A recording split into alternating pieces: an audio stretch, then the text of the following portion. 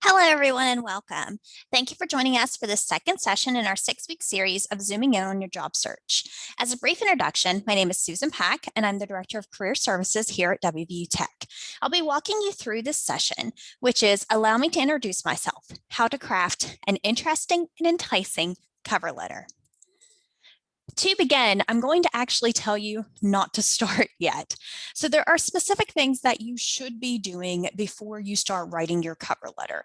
You can see some of them listed on the screen, such as conducting research, verifying instructions, find out to whom you're sending the cover letter. So again, these are things you would do before you even start writing. So start by finding out what the employer is looking for. Read the job description carefully to identify the qualities the employer wants in a candidate. Look at the skills listed on your resume and pick out the ones that are most relevant to the position in relation to the job description. So you're going to need to have your resume already done, of course, and have the job description so you can look at them both, make some comparisons, and make some decisions on what you're going to do. Make a list of the skills for use when writing your cover letter. So you can see maybe they're looking for a individual who works well in groups or a cooperative environment. Then you can look at your resume and see, okay, well, this is what I have on my resume that best represents this skill. And I can expand and talk about it more in my cover letter than I did on my resume. Also, research the company and the culture and objectives of the company. A lot of this information you can find on a company's About Us page. So just like what's their mission, what are their values. You can also look at their social media pages and see, do they seem to be a company that's very involved maybe in community service, or are they a company that they do a lot of company functions. So maybe that's the sort of environment you're looking in. And again, you could tie that, let's say you're very involved on campus. So you could talk about how you value this as well. So by making that little connection there, having this knowledge will set you up to include why qualities you possess that aren't on your resume will make you thrive at their organization. Next, check to see if your cover letter needs to be submitted via traditional mail, email, or through online application fields. Why this is important is because it's going to dictate the format that you use when you are submitting your cover letter. If you're submitting a cover letter via email, you normally don't include like the employer's address on the cover letter because it really doesn't matter if you're sending it via email. So it's just something to keep in mind. Also, following the employer's instructions is an easy way to demonstrate your attention to detail. So by doing that, again, if they are telling you, all right, well, you have to, I know you found this on, let's say, Handshake. You found this job on Handshake, but you have to mail me a cover letter, which I don't see very often, but still maybe. If you send an emailed cover letter, you are not following instructions. So it's important to go ahead and have that locked in. And then you want to, again, verify the job description and company website. If you need any clarifications, there is nothing wrong with calling the company's human resources department if they have that available.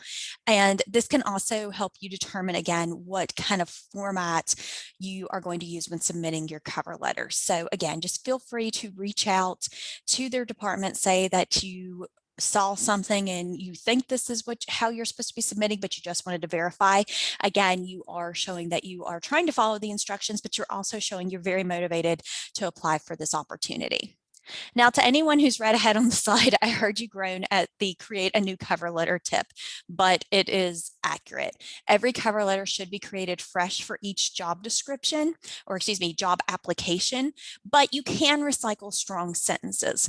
So if you have some things that you're like, I nailed this on this cover letter, it's fine to reuse that. However, you need to acknowledge the fact or be aware of the fact that if you are required to send a cover letter and you send a cover letter that has wrong information, let's say you've been using the same cover letter for everything and you miss changing the name or the title of the job that you are applying for, you're automatically going to be like rejected.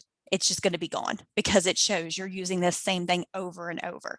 So for each job, you should be creating, each job application, you should be creating a fresh cover letter with fresh content. And again, making it so it is crafted towards that specific job that you're applying for. It doesn't matter if jobs are almost identical, there's going to be something different between them. Jobs are not identical. There's always going to be something you can do, changing some words, changing a flow that will make it so it is different for every job application. Now that you've got just kind of the basics in mind, you've kind of actually got an outline built as to what am I going to include in this cover letter by building those skills, that skills list, excuse me. So now you can actually look at building your cover letter, but again, we're not actually building here. We're just going to look at formatting of your cover letter. So there are, just like with your resume, preferred fonts that you want to include. So those would be Times New Roman, Arial, Gaumont, and Georgia. Those are just some universal fonts. Font size, no smaller than 10 points, no larger than 12. This is different from your resume because you won't be having any sort of headings or anything that you want to stand out. It should be a consistent font size throughout your entire cover letter. Margins are different than resumes as well. Resumes, it's 1 inch to a ½ inch. For your cover letter, it can be 1 inch to 1½ inch. So the typical accepted margin on a cover letter does not go down to a ½ inch. If you are needing a ½ inch on a cover letter, you've got too much content, you need to trim it down. So you would want that to be 1 inch to 1½ inch. And then the length should always be 1 page. You should not be going over 1 page with a cover letter. Again, if you are, then you may be including too much in your address block area, so the first thing you put on your cover letter, or you just may be including too much content in general and you need to trim that down. As just an overall tip, match all the formatting to your resume. Don't use one font on your resume and one font on your cover letter, because for the people that print it out still, which it does happen, people do still print out resumes and cover letters, they'll see it very glaringly. And also, if you're just looking at them both at the same time, which is what most people are going to be doing, they are going to see that you're using 2 different fonts with 2 different font sizes. So if during your resume you've put in your experience and on the bullet points you use 12-point Georgia, you need to use 12-point Georgia on your cover letter. So just be consistent in 2 of those to present a more unified cover letter and resume. Next up, we're going to look at addressing your audience. Always try your best to list it to a specific person. So you never, absolutely never want to say to whom it may concern. You don't want to use that. When you can't find who to send it to, you can default it to Dear Hiring Committee or Dear Human Resources Manager. But this does tie back to if you don't know who to send it to, it's fine to reach out to the contact on the job, which honestly you could, if there's a person listed as a contact, just list them as the person. But you can reach out to the company and say, I'm applying for this job, I'm working on a cover letter, I was just wondering to whom I should address it. So it's always better to have an address on that, or excuse me, a specific person on that, and know that if you happen to have sent it to the wrong person, then it'll still be included in your application. You'll just have the wrong name on it. And it's just something you can be aware of if they happen to reach back out to you and say, well, this should have went to so-and-so. You can just update that, send them an updated cover letter. As a very important note, avoid any pronouns. And this is something that is just, it's changed, and it's a better way of writing a cover letter. If you have a specific name, use the first and last name with no pronoun. So if you're sending something to me, you're going to say, Dear Susan Pack. You're not going to say, Dear Ms. Pack, Dear Mrs. Pack, because you don't know which pronoun I identify with. So again, just use that first and last name, or just have, like you have Dear Human Resources Manager. You're not going to want to actually use a pronoun when you're addressing your cover letter. Now let's dive into the parts of a cover letter. The first paragraph is where you introduce yourself. So you state the position title, job number, and where you saw the ad, and indicate if someone recommended you. As a tip, you always want to get approval from your not approval, your recommender, the person who recommended you, to use their name in your cover letter, because especially let's say that you say, hello, my name is Susan Pack, and I'm going to give you a bad example. My name is Susan Pack. I'm interested in the Director of Career Services position with WVU Tech that I saw on Facebook. I was recommended by Laura Messer.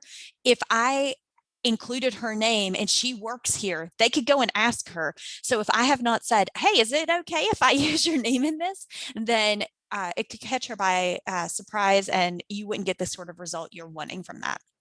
So again, first paragraph is just a very easy introduction as to what you can do, or like who you are, why you're writing. Your second paragraph is going to indicate your interest. So include your career interest, your interest in a specific organization. You want to connect with a product or service, such as a personal experience with the company, what you read or heard about the employer, only positive things, and then discuss opportunities to practice your profession. So again, with the second paragraph, the first paragraph was introducing yourself. The second paragraph is to let you know or to connect yourself and the company, but it is more focused on the company. So like if you're aware of a company, like maybe they're a Fortune 500 company and it's always been a dream of yours to work for them or something along those lines, you're connecting that.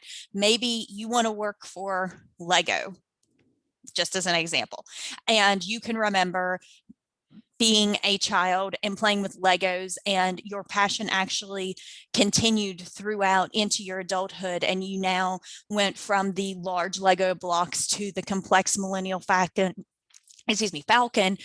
set for Lego, and it's just a passion that you have, and so you want to work and help the organization, and that's why, or be part of this organization. So again, in your second paragraph, you're tying you to the organization. In your third paragraph, you want to highlight why the employer would be interested in you. Just some things that you can talk about: your experience, your academic credentials, honors. Remember though, this isn't a rehash of your resume, so include items that are not specifically covered in your resume. So you can, maybe you mention something, but you can build out on it. So, you know, have a little more included in there. So again, key points from your resume where you can elaborate or tell a story. Tying back to the Lego example, I do not know if there's a Lego organization. I have no idea, but maybe there is a Lego association that you mentioned on your resume that you've been a part of your entire life. And so you can elaborate and tell that story and explain to the employer why they would be interested in you in relation to that. As a reminder, however, keep your statements factual everywhere on your cover letter, because you are going to have to speak to them and you will be checked on them. The fourth paragraph is an if necessary paragraph, where you would explain for what is on or isn't on your resume.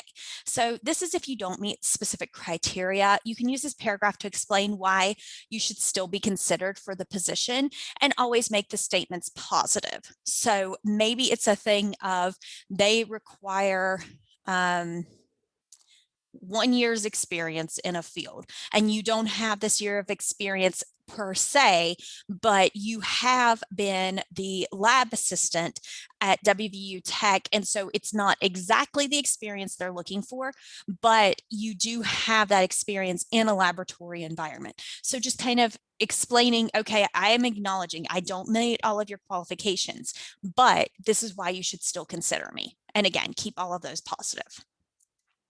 And then you're to your final paragraph, which is indicating the follow-up you plan to do. So if you indicate okay, thank you so much for your consideration. I'm going to be reaching out via phone on Tuesday, April the 13th, to discuss this further with you. If you say you're going to do that, make sure you do it. So make sure if you say you're going to send an email, you're going to do anything after you have submitted this application with your cover letter and resume, again, make sure you do take that step. And always thank the person for their time and consideration.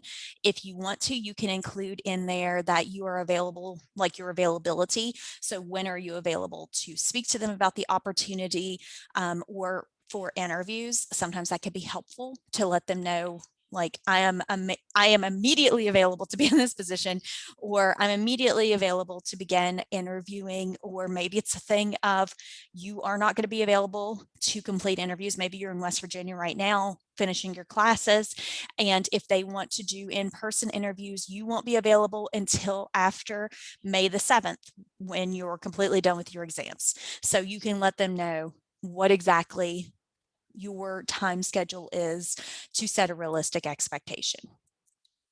Now we're going to finish off with some just quick tips tying back to everything that we have went through. So first off, create an attention grabbing first line. So this is an example of just a way to start off instead of just saying, my name is Susan Pack and I'm interested in your opportunity, which there's nothing wrong with that. But this is just a tip to make yourself stand out a little bit more. So you can see in this example, it says, among my colleagues, I'm known as the one who can pick up the pieces no matter what amount of you know what hits the fan, which is why I think there's no one better to fill WVU Tech's customer service leader position. So you've got their attention, you've grabbed them, you've pulled them in, and you've made yourself stand out from someone who just says, my name is Susan Pack and I'm interested in the customer service leader position at WVU Tech. So you've kind of built that attention grabbing first line.